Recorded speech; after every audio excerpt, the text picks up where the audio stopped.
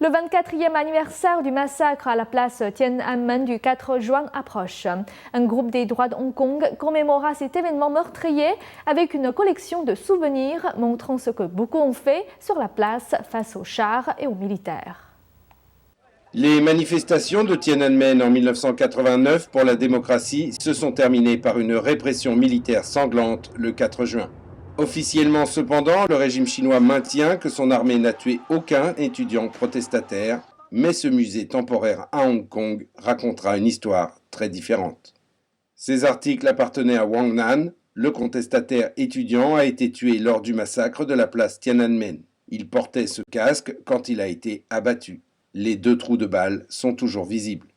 Pour la mère de Wang, la présentation de ses effets personnels a été difficile mais nécessaire.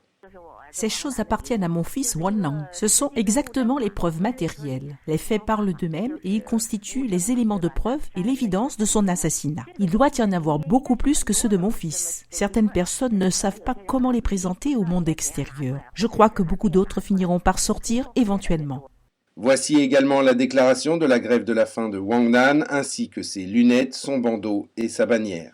Ensuite, il y a ces 2 certificats de décès. Ils affichent différentes causes de décès. L'hôpital déclare qu'il est décédé des suites des blessures par balle, mais la police annonce que la mort de Wang Nan a eu lieu à l'extérieur de l'hôpital et non causée par les plaies.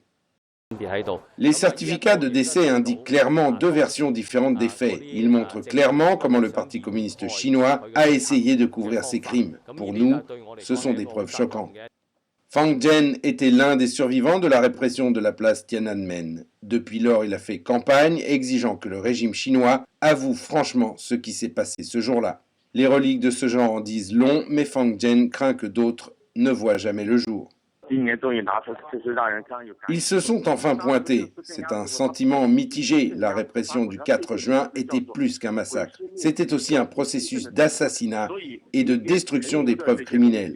C'est pourquoi il y a peu de preuves à l'appui aujourd'hui. Face à la pression du régime, les gens n'osaient pas les dévoiler, même s'ils les ont conservés.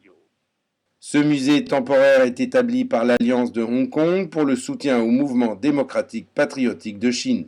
Le législateur Lee Chuk-yan dirige l'Alliance et précise qu'ils envisagent de construire un musée permanent alors qu'ils auront atteint les $650 000 voulus.